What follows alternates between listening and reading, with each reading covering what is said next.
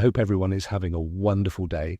Today we are going to talk about what's the best teams for Tiamat, her strengths and weaknesses, best shells, skill upgrade priority, and best module sets for her early to late game. So let's dive in. Tiamat is an odd element, hybrid DPS character that scales off HP. She provides shields on her second skill, and she can taunt enemies on her third skill, which makes enemies only attack her, which is pretty good since she want to be attacked, and not because she's a masochist, or maybe she is, but we don't really know. She want to be attacked so she can gain more stacks of bloodshed. Every time she loses or get healed for 13% of her HP, she gains a bloodshed stack, and at 8 stacks, she transforms to her ultimate form, and that's when she actually turns into a DPS, because she deals true AoE damage based of her HP. Now that we have an understanding of how her kit works, let's talk about her best teams. First team would be with Tiamat as sub DPS, Linglua or Sania as healer, Rosa as your main DPS, and Lily as support. You can also put a debuffer in there depending on what units you have or what the specific stage requires. Second best team would be with Tiamat as your main DPS, Freya as buffer and debuffer, Kraken as debuffer, and Linglua or Sania as healer, and Lily as support. This team can easily clear Doki Doki boss as well.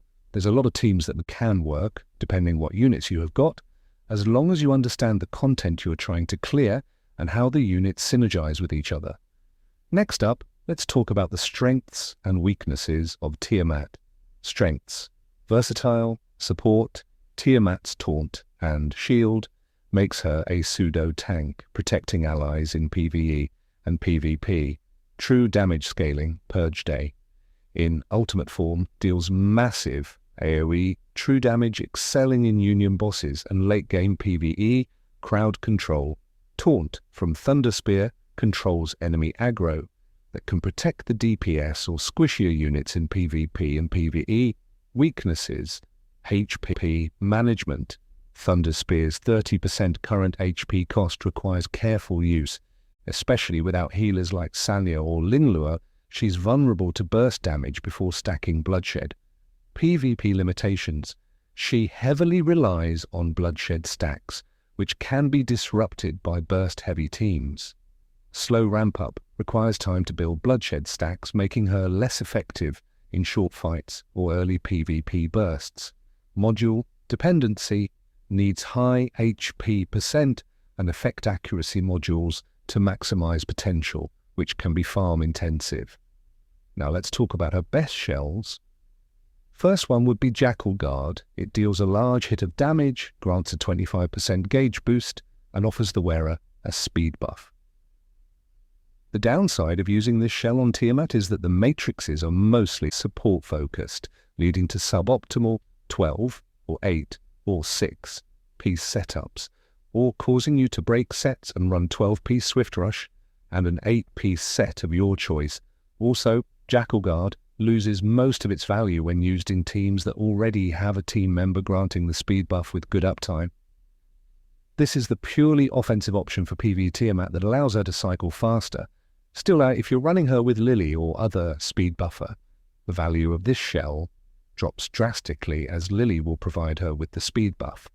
Early game, you can also just use Black Flag, as he provides the same thing. Basically, it's the same shell, but lower rarity and weaker.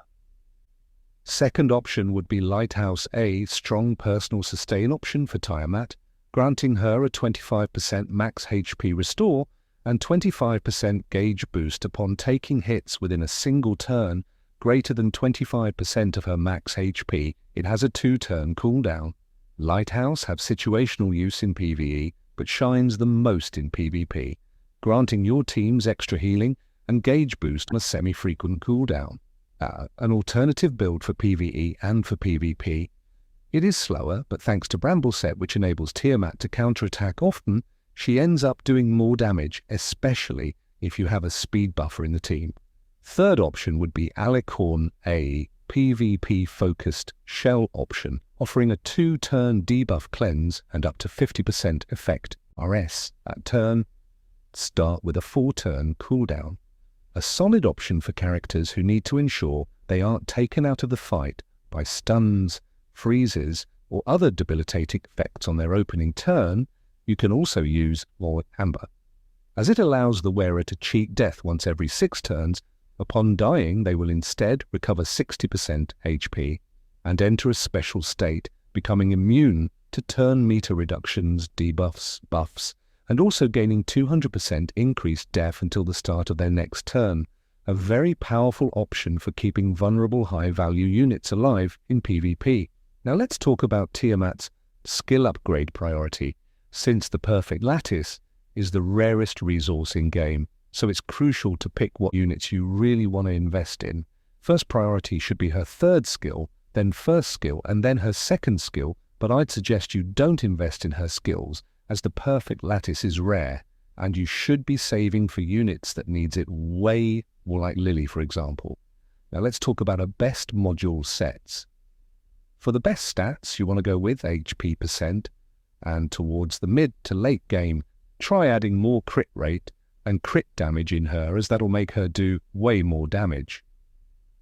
Best module sets are going to be, for 12 pieces, Wellspring, Swift Rush, and Bloodbath. For 8-piece sets, you can use Swift Rush and Bulwark. For late game 6-piece sets, you can use Swift Smite. And that's pretty much it, guys. If you have any confusion or questions, just ask me in comments, and I'll try to help you out. Have a wonderful day. I'll see you in the next one.